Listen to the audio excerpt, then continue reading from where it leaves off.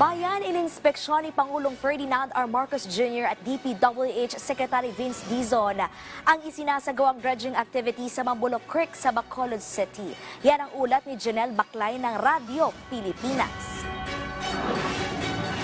Bilang bahagi ng patuloy na pagsusumikap ng pamahalaan na mapaganda ang urban disaster preparedness at pagsusulong ng mas malinis at maayos na kapaligiran, mismong si Pangulong Ferdinand R. Marcos Jr. ang bumisita sa implementasyon ng Oplan kontra baha, Bacolod City Waterways Clearing and Cleaning Operation sa Mambulok Creek sa Bacolod City. Dito ininspeksyon ng Pangulo kung paano gumagana ang Oplan kontra baha waterways para matiyak na malaki ang magiging pakinabang nito, hindi sa ilang residente, kundi pati na rin ang buong lungsod ng Bacolod.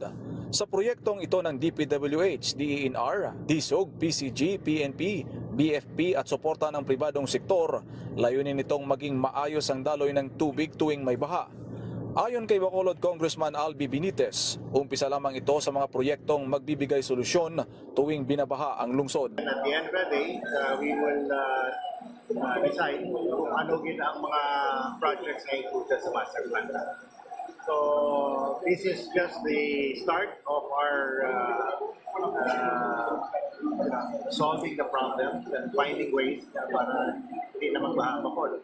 Sakop ng operasyon ang dredging, declogging, paglilinis sa siyam na creek kabilang ang Banago Creek, Mandalagan River, Mambulok Creek, Maopay Creek, Lupit River, Magsungkay River, Tangob Creek, Pahanokoy Creek at Sumag River na aabot sa 169,447 meters.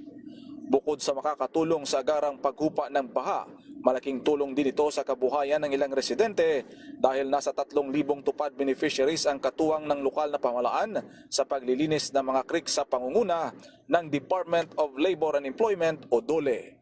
Para sa Bagong Pilipinas, Janelle Baclay, Radyo Pilipinas, Radyo Publiko.